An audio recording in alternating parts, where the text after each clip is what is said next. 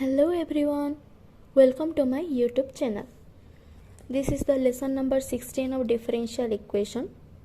In the previous lesson, we have completed up to question number 6 of exercise 11b of the book Elements of Mathematics. Okay. In this lesson, we are going to start the question number 7. So let's get started. We are solving the questions from linear differential equation. Here we are not given any dy by dx or dx by dy form. Okay, so in dy by dx, y is dependent variable, x is independent variable. In dx by dy, x is dependent variable, y is independent variable. Okay, derivative is always differentiation of dependent variable with respect to independent variable. So here we have to choose that we are going to find dy by dx term or dx by dy term. Okay, suppose we are choosing to find dy by dx. Suppose we are choosing to find dy by dx. Then on either side we have to divide a dx. So here divide dx and here divide dx. Dx is cancel out.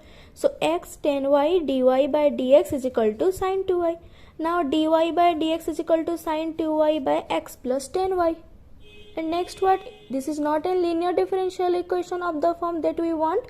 Dy by dx plus py is equal to q, or dx by dy plus px is equal to q. Okay, we have this type of form, this type or this type, that a dependent variable's coefficient is called p and another term which is free from dependent variable and derivative is called q. Here dependent variable x, so dependent variable coefficient is p and another term is free from dependent variable and its derivative. Okay, so here what we have to do, we have to divide dy on either side. Divide dy on both sides. X plus tan y into dy divided by dy is equal to sin 2y into dx divided by dy. Here dy is cancel out. So x tan y, x plus tan y is equal to sin 2y into dx by dy. Again, this is a differential equation and we need the coefficient of dx by dy is always 1. So dx by dy is equal to x plus tan y divided by sin y. We can write dx by dy, this is dx by dy. Dx by dy is equal to sin y is divided in x plus tan y. Means if we have a plus b divided by c, then we can write a by c plus b by c. हम लोग extra divide कर सकते हैं, तो इधर हम लोग extra divide कर लेंगे. So x by sine y plus tan y by sine y. Okay, we have an differential equation of the form dx by dy plus px is equal to q.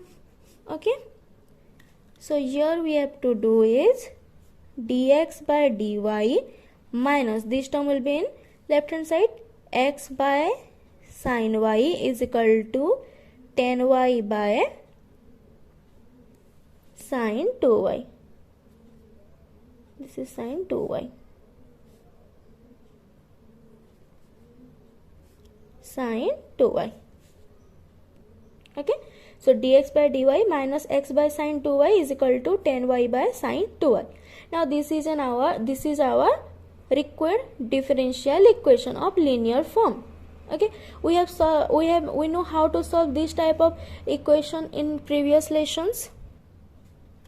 In lesson number 13, we have solved this type of question or its working rule. Okay, if we are given the equation of the form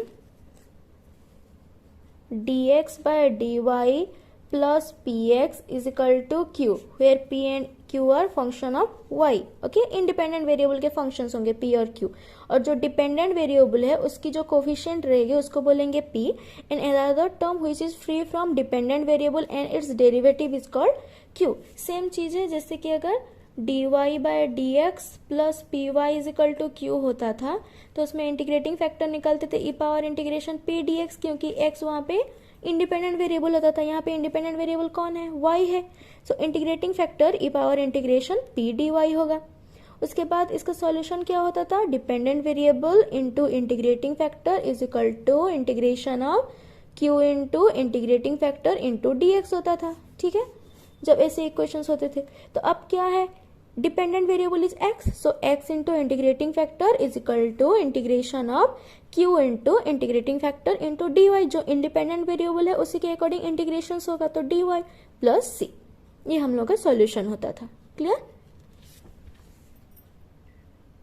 so here let's find out what is p and q। Here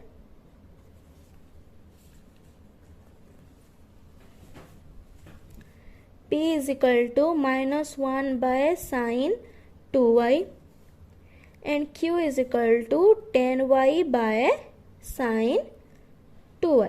Okay, next integrating factor is equal to e power integration p dy, e power integration -1 by sin 2y dy। Minus को हम लोग integration से बाहर ले सकते हैं, 1 by sin 2y will be cos 2y, sorry cosec 2y, cosec 2y into dy। Okay, because 1 by sin x is equal to cosec x. So now e power minus एक cosec 2y का integration क्या है, इसकी formula direct है ln cosec 2y minus cot 2y divided by 2। Okay, because formula अगर है integration cos cosec x d x is equal to होता है integration ln cosec x minus cot x plus c, ये वाला formula है। ठीक है, पर जब चेन रूल आता है, जब चेन रूल हम लोग यूज करेंगे, अगर यहाँ पे कोसेक ए एक्स है तो यहाँ पे ए एक्स होगा, और जो कांस्टेंट है एक्स की जो कोफिशिएंट है कांस्टेंट वो डिवाइड हो जाता है। ठीक है, ये हम लोग इंटीग्रेशन चैप्टर में पढ़ चुके हैं। जैसे इसको पढ़े होंगे कि साइन ए एक्स डी एक्स का इंटीग्रेशन अगर है तो माइनस कॉस ए एक्स जो कांस्टेंट एक्स पे मल्टीप्लाई हुआ है वो डिवाइड हो जाएगा प्लस सी। ऐसे होता था कि नहीं चेन रूल, उसी को यहाँ पे यूज किए हैं, इसीलिए बाय 2 आया। Okay, is equal to E power -1 by 2 ln cosec 2y minus cot 2y is equal to E power -ln cosec 2y, और इसको प्लस कर लेते हैं minus cot 2y power 1 by 2 हो जाएगा कि नहीं। क्यों? क्योंकि a ln b होता है ln b power a। Okay, so is equal to E power ln 1 by cosec 2y minus cot 2y root. Okay, क्यों? क्योंकि माइनस हाफ है, so a power minus half is equal to 1 by a power half लिख सकते हैं। तो half का मतलब क्या होता है, a power half means root a। ये सुन लो, सो यहाँ पे पावर माइनस हाफ है, तो अगर हाफ होता तो रूट होता, माइनस हाफ है मतलब नीचे आ जाएगा। ठीक है, सो ये जो पावर माइनस हाफ था उसको क्या कर लिया हम लोग, माइनस हाफ था तो 1 by हाफ ले लिया, हाफ मतलब root. And again we have know that e power ln f of x is equal to f of x. Okay, so e power ln f of x is equal to f of x, so 1 by cosec 2y minus cot 2y root e power ln f of x is equal to f of x हो गया। Okay, इसको हम लोग integrating factor मान सकते हैं, पर इसकी इंटीग्रेशन निकालने में बहुत डिफिकल्टी आएगी, सो इसीलिए हम इसको एक सिंप्लीफाई फॉर्म में ले आएंगे। So here 1 by cosec 2y minus cot 2y root. Okay, इसको थोड़ा हम लोग सिंप्लीफाई कर लेंगे.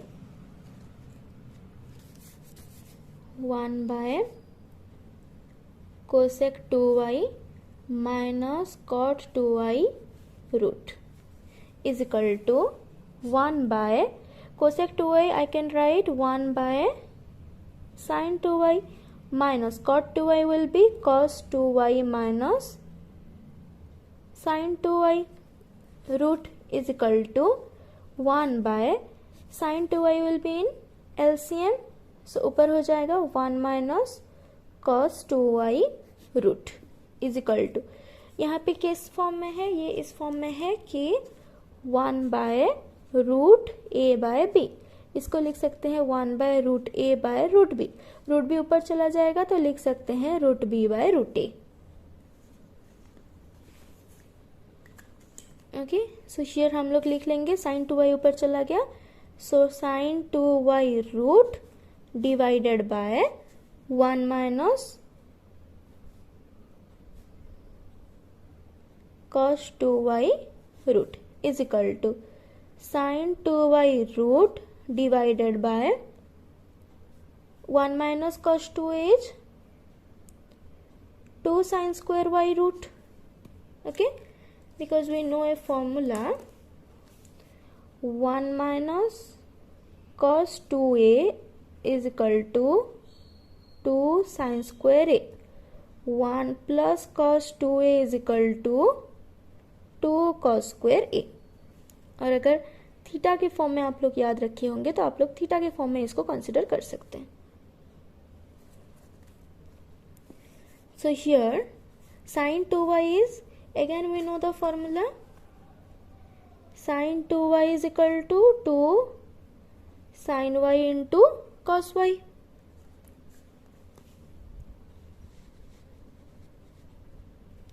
Okay, 2 sin y into cos y. Okay, so here put sin 2y is 2 sin y into cos y, उसकी रूट है, डिवाइडेड बाय, यहाँ पे क्या हो जाएगा 2 sin स्क्वायर y है तो 2 sin y root 2 sin y लिख सकते हैं, sin स्क्वायर y की रूट sin y और 2 की रूट 2 हो गया. क्लियर. अब देखिए यहाँ पे ये वाला अगर रूट एक्स्ट्रा ले लूँ तो root 2 root sin y and root cos y divided by root 2. sin y को हम लोग root sin y into root sin y लिख सकते हैं. क्यों? क्योंकि root a into root a is equal to a लिखा जा सकता है. ठीक है, is equal to root two cancel out, एक साइन रूट टू कट गया. cos y by sin y का रूट क्या हो जाएगा, which I can write 1 by sin y root by cos y root. So 1 by sin y by cos y whole root which is equal to 1 by 10y root. Clear? This is our integrating factor. एक simplify form में आ गया ना, एक difficult वाला term simplify form में आ गया, तो ये हो गया हम लोग का इंटीग्रेटिंग फैक्टर. ओके, उसके बाद हम लोग सॉल्यूशन निकालेंगे. सॉल्यूशन कैसे निकलेगा, x into integrating factor, dependent variable into integrating factor is equal to integration of q into integrating factor into dy implies x into 1 by 10y root is equal to integration of 10y by sin y. q की value थी ना 10y by sin y, 10y by sin 2y. Okay, 10y by sin 2y into 1 by 10y root into dy. Okay, ये वाला formula हम लोगों का है. Okay, उसके बाद प्लस सी होता है, उसमें प्लस सी हम लोग कर लेंगे, प्लस सी होता है लास्ट में हम लोग कर लेंगे. Okay, x 1 by 10y root is equal to integration of root 10y, इधर है 10y, मतलब a divided by root a is equal to root a होगा, क्योंकि a को root a into root a लिखा जा सकता है. ठीक है, so a by root a cut करके हो जाएगा हम लोग का रूट ए, तो इधर 10y और रूट 10y कट करके ऊपर हो जाएगा root 10y divided by sine 2y की एक फॉर्मूला है हम लोगों को पता है 10 के फॉर्म में, sign 2y is equal to होता है 2 10y divided by 1 plus 10 square y. ये वाला फॉर्मूला है. ओके, क्योंकि सब 10 10 फॉर्म में है इसलिए हम ये वाला फॉर्मूला यूज करेंगे. into 10y divided by 1 plus 10 square y. Okay, dy plus c implies x into 1 by 10y root is equal to integration of root 10i ऊपर रहेगी, 1 प्लस 10 स्क्वायर आई ऊपर चला जाएगा. ठीक है, तो यहाँ क्योंकि यहाँ पे डिवाइडेड है तो वो ऊपर जाकर के हुआ 1 प्लस 10 स्क्वायर वाई इंटू 1/2 है बाहर में. ओके, बाय 2 रह गया. ऊपर रूट 10y नीचे 10y, तो कट करके क्या हो जाएगा 1/10y का रूट. ओके, ऊपर है रूट 10y और नीचे है 10y, तो एक रूट एक 1 के साथ कट करके क्या होगा रूट बचेगा. ठीक है, so 1/√10y into d y plus c. इतना clear. implies that x into 1/10y root is equal to integration 1 plus 10 square theta क्या होता है सेक स्क्वायर थीटा. ये फॉर्मूला है. 1/t को हम इंटीग्रेशन से बाहर ले आए. This is sec square y by 10y root into d y plus c. क्योंकि 1 plus 10 square theta is equal to sec square theta. Okay, ये वाला फॉर्मूला हम लोग को पता है.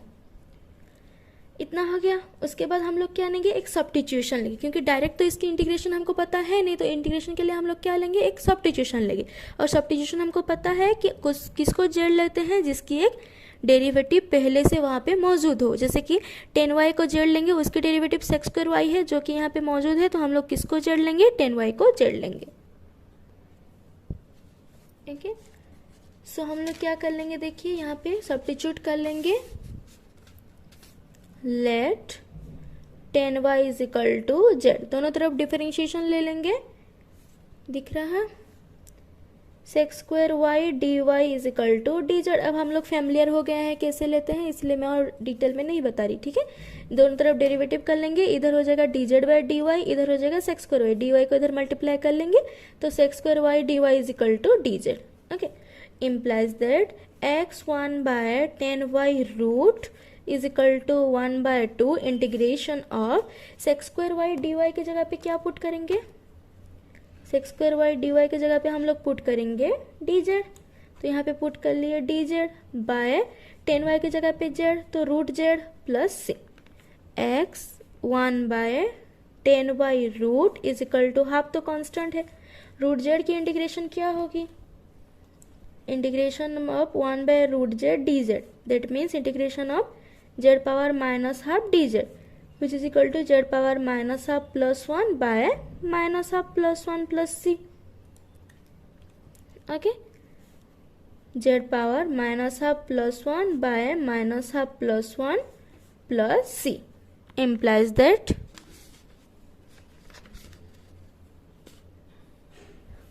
x by 10y root is equal to 1/2 minus half plus 1 is half, so z power half by half plus c. implies that x by 10y root is equal to half रहा. ये half अगर ये 1/2 ऊपर जाएगा तो multiply हो जाएगा.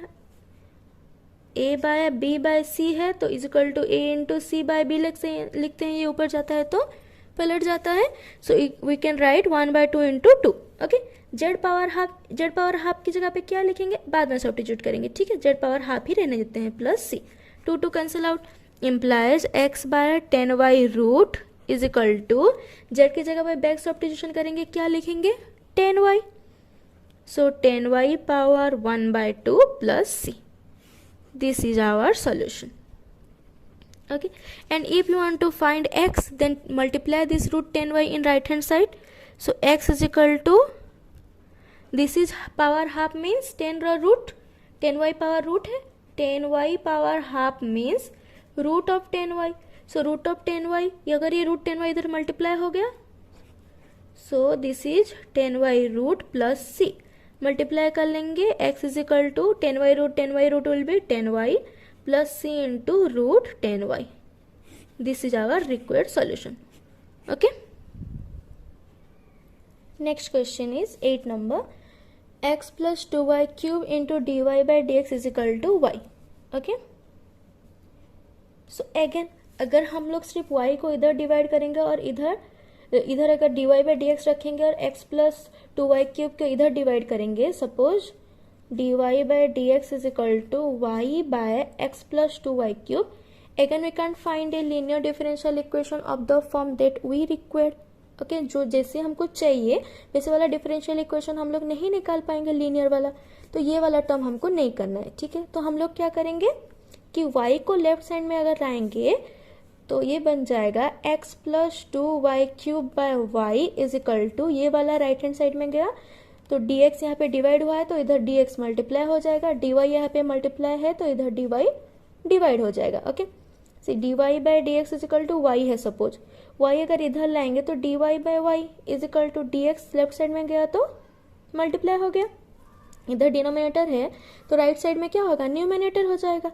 Again 1 by Y को इधर रख ली और dy को अगर इधर dy न्यूमिनेटर में है तो अगर राइट हैंड साइड में जाएगा तो वो क्या आ जाएगा, डिनोमिनेटर में आ जाएगा कि नहीं। लेफ्ट साइड में अगर न्यूमिनेटर में है तो राइट साइड में डिनोमिनेटर में आ जाएगा, अगर मल्टीप्लाई होकर के लेफ्ट साइड तो राइट हैंड साइड में डिवाइड हो जाएगा, ठीक है। उसी लॉजिक से dx ऊपर आया और dy नीचे। नाउ एक्स्ट्रा डिवाइड कर लेंगे। Okay x by y plus 2y cube by Y is equal to dx by dy implies that dx by dy को पहले लिख ली is equal to x by y plus 2y square, एक y cut गया। Okay y एक cut करके यहाँ पे 2 रहा। अब क्या है, ये एक डिफरेंशियल इक्वेशन है of the form dx by dy plus p of x is equal to q form में है, ठीक है। तो इसमें डिपेंडेंट वेरिएबल की जो कोफिशिएंट है उसी को p बोलते हैं, पर ये क्या है, ये लेफ्ट साइड में होनी चाहिए और q ओनली राइट साइड में। अगर ये ऐसे नहीं है तो हम इसको स्टैंडर्ड फॉर्म में लाएंगे, dx by dy minus x by Y is equal to 2y square. अब जो डिपेंडेंट वेरिएबल है वो है x, जो इंडिपेंडेंट वेरिएबल है वो है y। तो डिपेंडेंट वेरिएबल की जो कोफिशिएंट है उसी को p बोलेंगे, ठीक है। सो p की जगह पे यहाँ पे कितना है, p is equal to minus 1 by Y है और q इज इक्वल टू है 2y square. Okay integrating factor निकालेंगे, e power integration minus 1 by Y D Y which is equal to e power minus 1 by Y integration, minus तो constant है, integration से बाहर आ गया। 1 बाय वाई की integration क्या है, इसको लिख सकते हैं 1 बाय वाई डी वाई की नहीं, e power minus 1 by Y integration is ln y। Okay again a ln b is equal to ln b power a की जगह पे क्या है, माइनस है मतलब -1 है, तो इसको लिख सकते हैं e power ln y power -1 ln a power b is equal to b ln a। Okay is equal to e power ln f of x is f of x। ये वाला हम लोग बहुत बार कर चुके हैं, e power ln f of x is equal to f of x। हर question में हम लोग इसको लिख चुके हैं। Okay e y power -1 means 1 by Y, integrating factor हमको मिल गया 1 बाय वाई। उसके बाद फॉर्मूला क्या होता है कि dependent variable into integrating factor is equal to integration of q into integrating factor into dy plus C. dy मतलब जो इंडिपेंडेंट वेरिएबल है उसी के अकॉर्डिंग ही हम लोगों का इंटीग्रेशन होगा, so dy plus C. Okay implies x into integrating factor is 1 by y is equal to integration of q is 2y square into integrating factor is 1 by y into dy plus c, which implies x into 1 by y is equal to एक y cancel हो गया, 2 integration से बाहर आ गया, y dy plus c। हम लोग 2 integration से बाहर ला सकते हैं ना, ये c आप लोग लास्ट में लिखेंगे तो भी चलेगा, ठीक है, और पहले से लिख करके जाएंगे और लास्ट में लिखेंगे तो भी चलेगा, ठीक। Implies that x into 1 by Y is equal to 2 तो कांस्टेंट है, y की इंटीग्रेशन क्या होगी वाई स्क्वायर बाय 2, ये तो हम लोग ऑलरेडी जान चुके हैं, x पावर n dx होता है x power n plus 1 by n plus 1 plus c. y power 1 है, y plus 1 is 2, so 1 plus 1 is equal to 2, y square by 2 plus C, 2 is cancel out, implies that x by y is equal to y square plus c. This is our required solution। और अगर x निकालना हो तो y को right side में multiply कर लेंगे, y cube plus cy। This can be your solution। Clear? Next question is question number 9। Okay, equation is dy by sin x dy by dx plus 3y is equal to cos x. Here the coefficient of dy by dx should be 1 because our general solution is dy by dx plus p of y is equal to q. Okay but यहाँ पे 1 नहीं, यहाँ पे क्या है sin x है, तो हम लोग sin x दोनों तरफ में डिवाइड कर लेंगे. Divide sin x on both sides. Okay दोनों तरफ में sin x डिवाइड कर लेंगे. तो यहाँ पे क्या हो जाएगा sin x dy by dx divided by sin x plus 3y by sin x is equal to cos x by sin x. Implies sin x cancel out. तो यहाँ पे बचा dy by dx plus 3 by sin x into y is equal to cos x by sin x is cot x. This is equation number 1. This is our required differential equation, linear differential equation. Okay, जहाँ पे जो y है वो dependent variable है और जो x है वो इंडिपेंडेंट वेरिएबल है. तो डिपेंडेंट वेरिएबल की जो कोफिशिएंट है उसको बोलते हैं p. तो here p is equal to 3 by sine X and q is equal to है यहाँ पे cot x.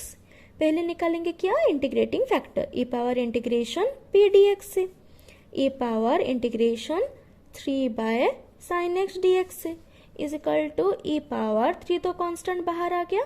1 by sine X को क्या लिख सकते हैं, cosec X dx is equal to E power. हम लोग प्रीवियस क्वेश्चन में देख चुके हैं कि कोसेक एक्स dx की इंटीग्रेशन क्या होती है, ln cosec x minus cot X. तो यहाँ पे क्या पुट करेंगे, ln cosec x minus cot X is equal to E power. इसको क्या लिख सकते हैं, देखिए ये ln a ln b है. अगर a ln b हो तो इसको ln b पावर a लिख सकते हैं. So ln cosec x minus cot X power 3. ठीक. सो नेक्स्ट इसको क्या लिखेंगे, we know ln E power ln F of X is equal to F of X होता है. ठीक है, ये वाला हमको पता है. तो हम e power ln F of x को क्या लिखेंगे, f of x cosec x minus cot x whole power 3. Okay, अब इसकी इंटीग्रेशन निकालने के लिए ये थोड़ा कॉम्प्लिकेटेड है. तो हम लोग क्या करेंगे, इसको एक सिंप्लीफाइड फॉर्म में ले आएंगे. ठीक है, कोसेक एक्स की जगह पे क्या पुट करेंगे, 1 by sine X. Cot X की जगह पे cos X by sine X whole power क्या है, 3 है. Okay, is equal to sine X को एलसीएम ला सकते हैं. साइन एक्स एलसीएम आ गया तो ऊपर क्या रहा, 1 minus cos X whole power 3 है, इज इक्वल टू. अब देखिए 1 minus cos 2 theta is equal to क्या होता है, 2 साइन स्क्वायर थीटा. यहाँ पे जो एंगल होता है, यहाँ पे वो एंगल क्या हो जाता है, हाफ हो जाता है. अगर यहाँ पे एंगल में लिखती 1 माइनस कॉस थीटा तो यहाँ पे एंगल कितना है, थीटा है, तो उसका हाफ क्या है, थीटा बाय 2. तो यहाँ पे हो जाता है 2 साइन स्क्वायर थीटा बाय 2. इसको बोलते हैं हाफ एंगल फॉर्मूला. सो यहाँ पे क्या पुट करेंगे, 1 माइनस कॉस 2 थीटा की फॉर्म में इसको पुट करेंगे.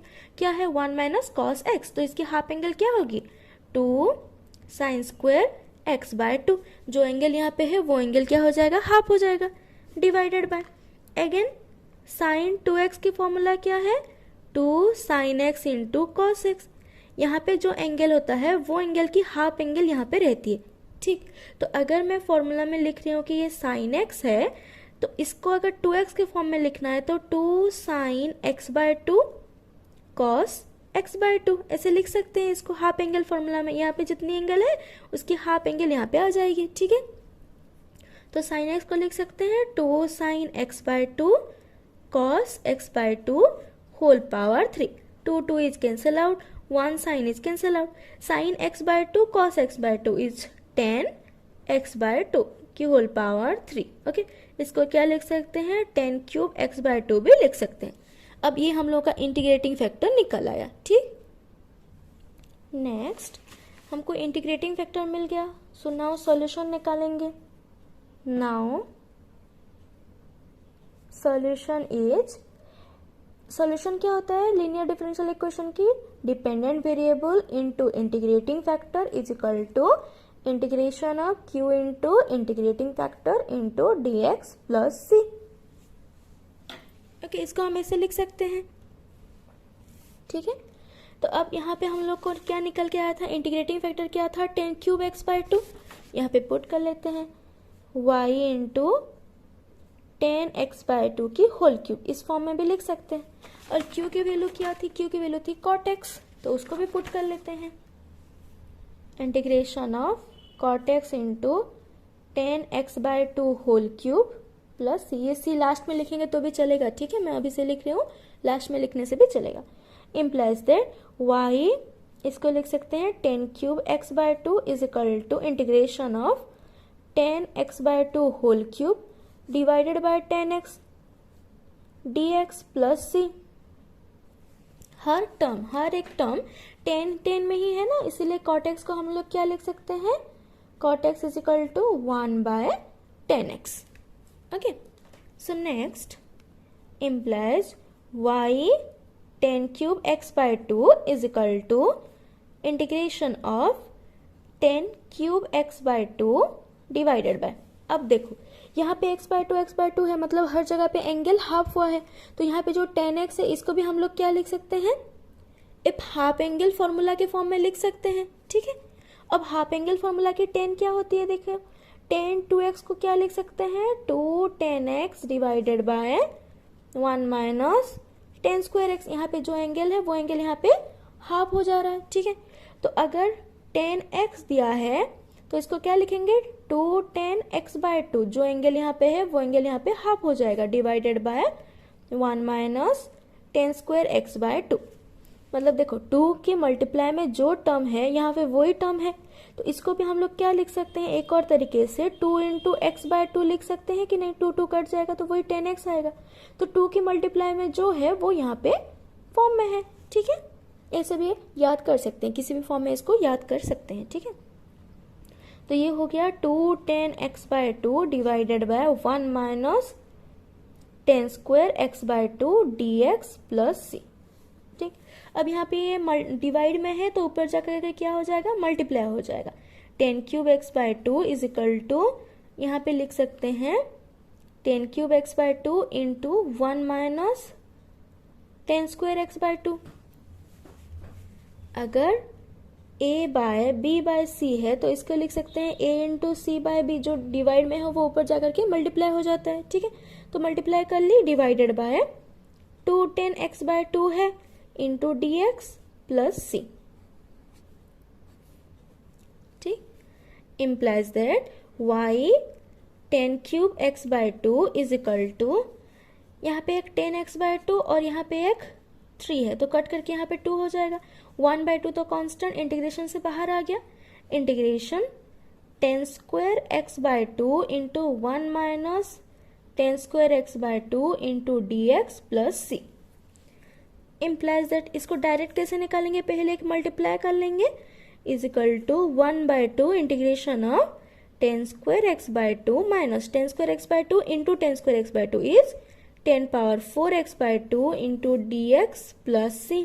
क्लियर, कैसे किए देखो, अगर बेस सेम हो, मल्टीप्लाई हो रहा हो तो पावर क्या होता है, ऐड हो जाता है। अगर मैं मल्टीप्लाई कर रही हूँ a² इंटू a³ को, तो a बेस सेम है तो पावर क्या होगा, ऐड हो जाएगा, a⁵ हो जाएगा, उसी को ही यहाँ पे अप्लाई किए हैं। अब इसको एक्स्ट्रा इंटीग्रेशन ले लेंगे, y into 10³ x/2 is equal to half integration of 10²x/2 dx minus half integration of 10⁴x/2 dx plus c। क्या किया हम लोग, एक्स्ट्रा इंटीग्रेशन ले लिए, ठीक। अब क्या करेंगे देखिए, y 10³ x/2 is equal to half रहा। अब पर्टिकुलराइज है कि अगर 10² x/2 के फॉर्म में हो तो हम लोग उसका इंटीग्रेशन कैसे निकाल सकते हैं, उसको तोड़ करके, कैसे तोड़ेंगे, 10² x/2 - 1 के फॉर्म में तोड़ेंगे, ठीक है। sec² x/2 - 1 इंटू dx, क्योंकि 1 plus 10² x/2 is equal to sec square x by 2 लिख सकते हैं। एक्स की फॉर्म में आप लोगों ने याद किया होगा, अभी बस उसको हाफ एंगल में दिया है, एंगल कुछ भी दिया हो। 1 plus tan square theta is equal to sec square theta होता है ना, यहाँ पे थीटा की जगह पे क्या दिया है, एक्स बाय 2 दिया है, क्लियर। माइनस 1 बाय 2, यहीं पे एक ट्रिक है जो हम लोग को पता होगा इंटीग्रेशन करते टाइम, ये वाला ट्रिक हम लोग बहुत बार यूज करते हैं। मैं वो ट्रिक ऊपर लिख लेती हूँ कि अगर 10 पावर n x dx है तो इसको इंटीग्रेशन करने के लिए 10 power n minus 2x into 10 square x dx, इस फॉर्म में इसको तोड़ना होता है। ओके, 10 की कोई भी पावर क्वेश्चन में दिया हो, अगर पावर n दिया है तो उसको तोड़ेंगे कैसे, n माइनस 2 और 2 में तोड़ेंगे, ठीक है, क्योंकि ये दोनों ऐड होकर के वही 2 कट जाएगा तो n ही रहेगा, इसको ऐसे तोड़ते हैं। तो अब इसको क्या लिख सकते हैं, n माइनस 2 मतलब यहाँ पे n की जगह पे 4 दिया है, 4 minus 2 is 2, so we can write 10 square x by 2 into 10 square x by 2 into dx plus c implies that y 10 cube x by 2 is equal to half integration of sec square x by 2 dx minus half दोनों में multiply होगा क्योंकि half total में multiply होकर के है, ठीक है, integration of dx minus half. अब इसको कैसे करते हैं, इसको तोड़ने के बाद जो यहाँ पे 10 स्क्वायर होता है उसको तोड़ते हैं सेक्स स्क्वायर एक्स माइनस 1, ये पर्टिकुलर मेथड है, 10 की कोई भी पावर हो ये पर्टिकुलर मेथड में ही सॉल्व होता है, ठीक है। तो अब इसको क्या लिखेंगे, हाफ इंटीग्रेशन ऑफ, ये जैसा का वैसा रहेगा, इसको लिखेंगे sec square x by 2 minus 1 into dx plus c, okay, implies that y 10 cube x by 2 is equal to half sec square x by 2 की इंटीग्रेशन क्या होगी, जैसे कि हम लोगों को पता है कि अगर कोई इंटीग्रेशन है, ठीक है, अगर हमको पता है कोई इंटीग्रेशन है, सपोज cos ax dx की इंटीग्रेशन हमको निकालनी है, ठीक है, अगर सिर्फ cos x दिया होता, cos x dx की इंटीग्रेशन होता तो sin x प्लस c लिख देते हैं, ठीक है। तो cos ax का क्या लिखते हैं, साइन, cos की जगह पे cos की इंटीग्रेशन हो गया cos की इंटीग्रेशन हो गया साइन, ax की जगह पे ax, और x की जो कोफिशिएंट होती है कांस्टेंट वो यहाँ पे डिवाइड हो जाती है, ठीक है। तो अगर integration sex square x dx पूछा होता तो इसकी इंटीग्रेशन होता है क्या, 10x प्लस c, पर अगर integration sex square ax dx है तो इसकी इंटीग्रेशन क्या होता है, सेक्स स्क्वायर की इंटीग्रेशन होता है 10, और जो एंगल दिया है उसी एंगल को लिख लेंगे, x के जो कोफिशिएंट है वो यहाँ पे जो मल्टीप्लाई होकर के वो यहाँ पे डिवाइड हो जाएगा, प्लस c ये होता है, ठीक है।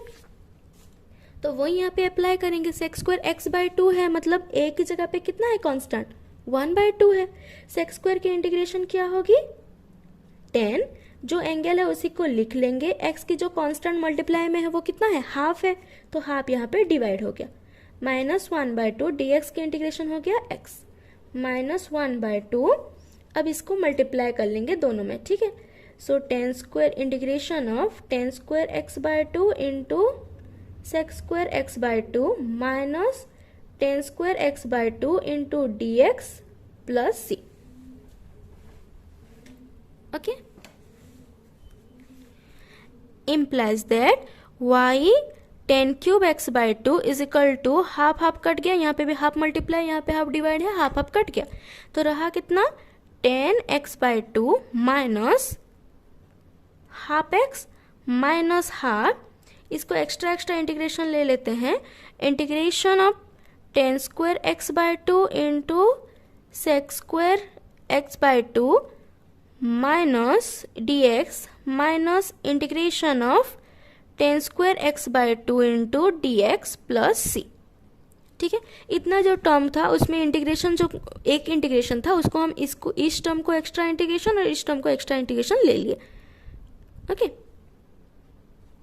एंड देन नेक्स्ट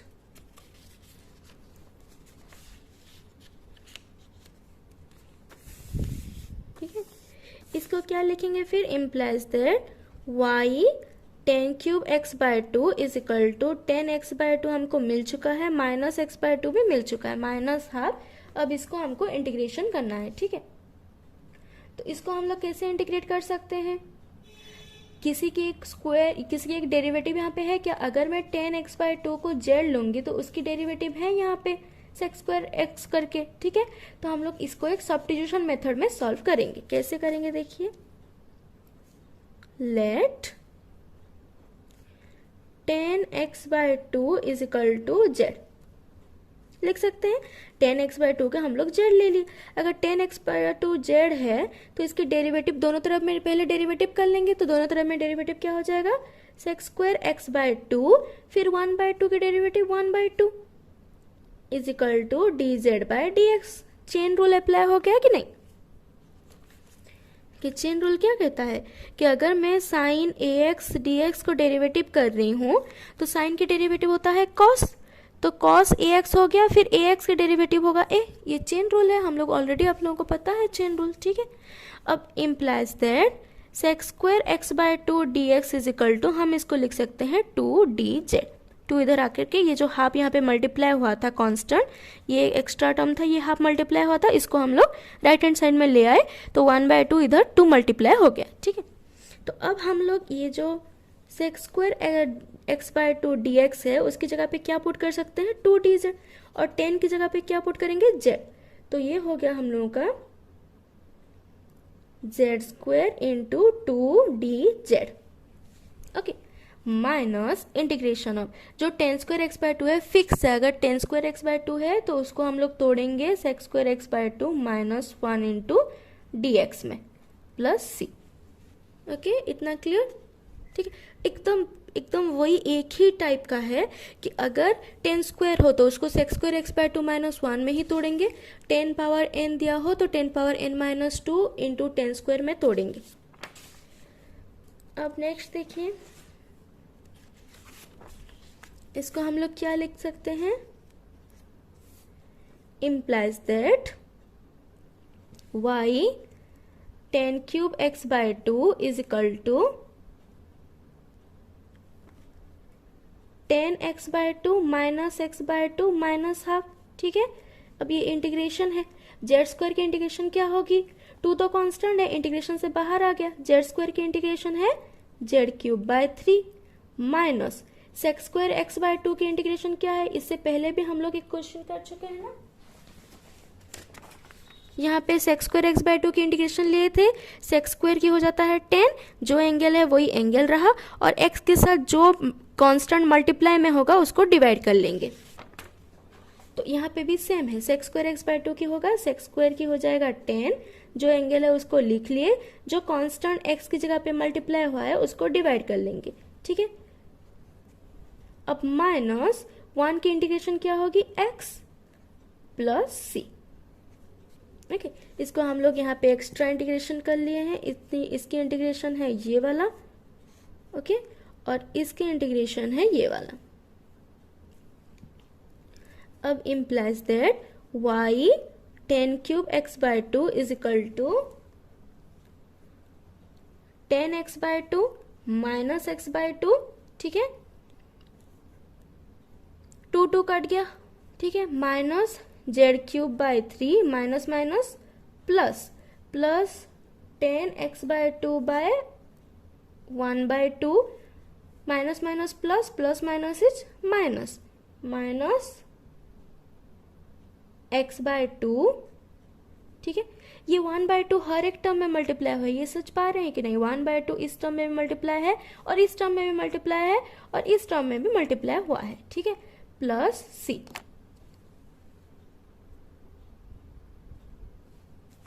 ओके,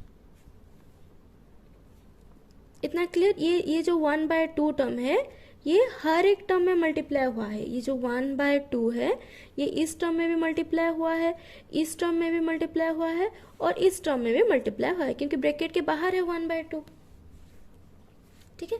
अब बैक सब्स्टिट्यूशन कर लेंगे, z की जगह पे क्या पुट करेंगे, 10x/2, implies that y 10³ x/2 is equal to, this is 10x/2 minus x/2 minus z की जगह पे पुट करेंगे 10x/2, तो हो जाएगा 10³ x/2/3 plus half half cancel हो गया, क्योंकि यहाँ पे बाहर एक हाफ मल्टीप्लाई हुआ था और यहाँ पे अंदर भी एक हाफ है, तो हाफ हाफ कैंसिल हो गया, तो बचा क्या 10x/2 minus x/2 plus c implies that y 10³ x/2 is equal to this is 10x/2, this is 10x/2, दो 10x/2 ऐड होंगे तो बनेंगे 2 10x/2. Okay, a plus a is 2a, so 10x/2 plus 10x/2 is 2 10x/2.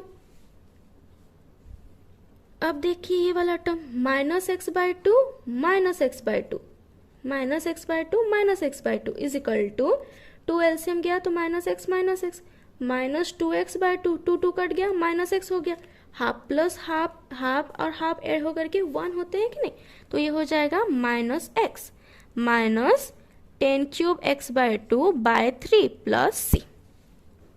This is our required solution. Next question is question number 10.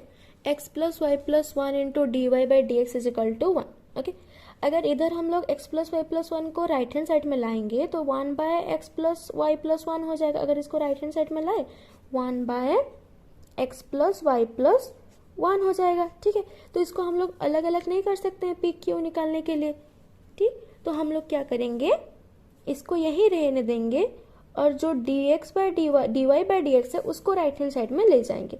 अगर इसको right hand side में लिए तो dx यहाँ पे डिवाइड है तो राइट हैंड साइड में जाएगा तो मल्टीप्लाई, dy यहाँ पे मल्टीप्लाई है तो राइट हैंड साइड में जाएगा तो डिवाइड. ओके, अगेन अब क्या हो गया, x है डिपेंडेंट वेरिएबल, y है इंडिपेंडेंट वेरिएबल, मतलब dx by dy plus px is equal to q वाला फॉर्म में आएगा. ठीक है, जो डिपेंडेंट वेरिएबल है उसकी जो कोफिशिएंट है उसको बोलते हैं p. ठीक, तो इसको हम लिख सकते हैं dx by dy minus x, जो x टर्म है, हर कोई टर्म तो ऐड होकर के है, जो x ऐड है उसको राइट हैंड साइड में ले लिए, माइनस हो गया, is equal to y plus 1. ठीक, अब देखिए ये dx by dy minus, suppose कीजिए यहाँ पे प्लस px होता है तो p की जगह पे क्या है, x की जो कोफिशिएंट है वो p और जो q है वो फ्री फ्रॉम डिपेंडेंट वेरिएबल, जो डिपेंडेंट वेरिएबल है free from dependent variable and its derivative terms है. ठीक है, अब हमको मिल गया here p is equal to minus 1, q is equal to y plus 1, क्योंकि यहाँ पे प्लस होता है तो x की जगह x की कोफिशिएंट जो है वो p है, तो यहाँ पे x की कोफिशिएंट क्या है, माइनस 1 है. ठीक है, तो उसको हम लोग p ले लिए, p is equal to minus 1 और q is equal to y plus 1. अब इंटीग्रेटिंग फैक्टर निकालेंगे, e power integration p dy होगा क्योंकि यहाँ पे इंडिपेंडेंट वेरिएबल y है, तो e power integration minus 1 dy is equal to e power minus y. Minus 1 constant integration से बाहर आ गया, dy के इंटीग्रेशन हो गया y. ये हमको मिल गया इंटीग्रेटिंग फैक्टर. उसके बाद द सॉल्यूशन इज, सॉल्यूशन क्या होता है, dependent variable into integrating factor is equal to integration of q into integrating factor into dy, ये होता है. ठीक है, implies x into integrating factor क्या है, e power minus y is equal to integration of q क्या है, y plus 1 into integrating factor e power minus y into dy, implies x into e power minus y is equal to integration of, extra extra multiply कर लेते हैं, e power minus y plus e power minus y into dy. यहाँ पे plus सी होता है, again मैं बता रही हूँ, प्लस सी अगर नहीं लिख करके लास्ट में लिखेंगे तो भी चलेगा. ठीक है, integration of y e power minus y D y plus e power minus y D y plus c. हम लोग पहले क्लासेस में देख चुके हैं इस टाइप के इंटीग्रेशन जिसमें जो दो मल्टीप्लाई होकर के हो फंक्शंस, तो उसमें क्या पुट करते हैं, I L A T E, ILATE formula put होता है. I have already told you in lesson number 8 what is ILATE formula is. ठीक है, आइलेट मतलब अगर कोई भी फंक्शन, दो फंक्शन मल्टीप्लाई होकर के हो तब हम आइलेट के थ्रू उसको इंटीग्रेशन करते हैं, उसको बोलते हैं इंटीग्रेटिंग बाय पार्ट्स. ओके, उसको बोलते हैं इंटीग्रेटिंग बाय पार्ट्स, जिसमें आइलेट में आई रिफर करता है इनवर्स को, एल करता है लॉगरिदमिक, ए करता है अलजेब्रिक फंक्शन को, टी करता है ट्रिगोनोमेट्रिक फंक्शन और ई मतलब होता है एक्सपोनेंशियल फंक्शन. जो फंक्शंस पहले आ रहा है, इधर से हम लोग देखेंगे आई पहले आ रहा है, तो अगर कोई फंक्शन इनवर्स और लॉगरिदमिक हो उसमें से आई को हम फर्स्ट फंक्शन मानेंगे और लॉगरिदमिक को हम सेकंड फंक्शन मानेंगे। ठीक है, जो पहले आ रहा है वो फर्स्ट फंक्शन, जो बाद में आ रहा है वो सेकंड फंक्शन। यहाँ पे जैसे x इंटू कॉस एक्स है, x क्या है, एक अलजेब्रिक फंक्शन है, cos x क्या है, ट्रिगोनोमेट्रिक फंक्शन है। पहले a आया फिर t, मतलब a first function t second function, इसीलिए x हो गया फर्स्ट फंक्शन, cos x हो गया सेकंड फंक्शन। ठीक है, एक बार first function second function choose हो गया, उसके बाद कैसे करते थे, फर्स्ट फंक्शन और सेकंड फंक्शन के अगर इंटीग्रेशन निकालना हो, first function integration of second function minus derivative of first function into integration of second function का होल इंटीग्रेशन, ये इसकी फॉर्मूला होता था। ठीक है, लेसन 8 में हम लोग डिटेल में इसको पढ़ चुके हैं।